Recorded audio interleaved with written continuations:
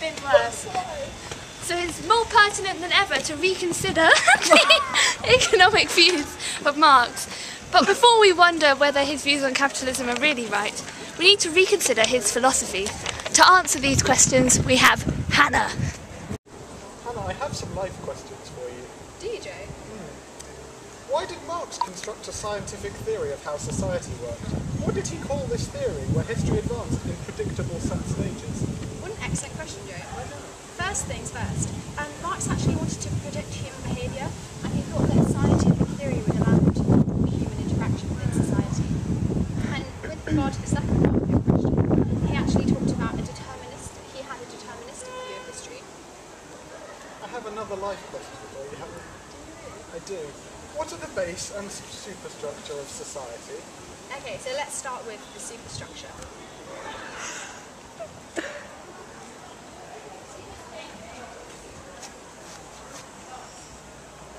Could you explain it in more detail for me, please, Hannah? Sure thing. Actually, the superstructure of society is the culture, the politics, the religion, and the ideology within the society. With regards to the base, it's actually the economic structure. And this involves the methods of production, relates to the idea of feudalism, capitalism, or socialism. That's very handy. How did Marx claim these were linked? Well, Marx really believed that the social consciousness and the superstructure it arises from the economic base. And as a result of this, all the political, the cultural, the artistic aspects of life can be explained with reference to economic structures. Thank you, Hannah. You're welcome. Do you have any more questions? I do. I have another life question for you, Hannah. What is a dialectic? How did Hegel claim that dialectical processes? Thank you, Hannah.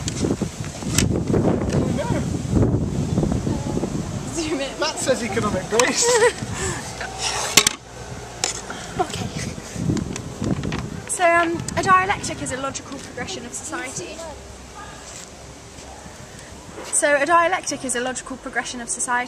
And it's caused by a proposition being confronted with its opposite, resulting in a new truth and a new society. Why? Hegel actually believed that when people's perceptions move on from reality, it no longer corresponds. Consequently, people feel alienated, and so society must evolve to match these new perceptions. And so we see this slight difference within Hegel's and Marx's interpretation of the way that the dialectic affects society. I have a final life question for you, Hannah. What were Marx's ideas of dialectical materialism? How did Marx claim that the dialectic between two classes in society caused history to move from one historical stage to the next? I actually thought that Andrea could answer that question for us, Joe. Sorry, can you repeat the question?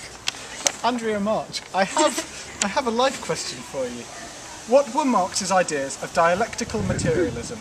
How did Marx claim that the dialectic between two classes in society caused history to move from one historical stage to the next? Well, Marx agreed with Hegel that there was always a proposition met with its opposite or its contradiction, which formed something new. However, he believed in the materialism of society, saying that the only things that could cause these changes would be economic factors. So, he claimed that the dialectic between two classes, they moved between each other through contradictions from the economic system and the capital or whatever that's changing it. For example, a feudal society is met with contradictions about land. Oh no, it's not. Crap. What is it? What is it? I'm just going to have a little look in Hayward, My actually. notes are inside. So if we just turn to page 119.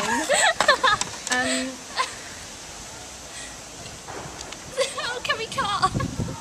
Nope. You're less informed than I thought you'd be. My notes are inside. I didn't realise I'd be answering it. No. Actually, it's on the page that I was on. We don't answer my life questions. I think, to be honest, I think I answered number 5 and number 4. I think the dialectic is pretty... It's the same as the dialectic that Hegel says, except it's based on materialism. It's the base that's being confronted. confronted? If you want a really good definition of dialectical materialism, I would go for something along the lines of the crude and also the deterministic form of Marxism. And this actually dominated intellectual life in orthodox communist states. So we can really see the impact. The idea is that historical societies move between each other through economic change rather than through ideological change or cultural change that Hegel suggests. Thank you. All of my life problems have been answered. I am fine now. As we have seen, these are terribly complex ideas, and until we properly understand them, which I'm not sure we do at the moment, we will never be able to solve the financial crisis that has thrown us all back into the gutter.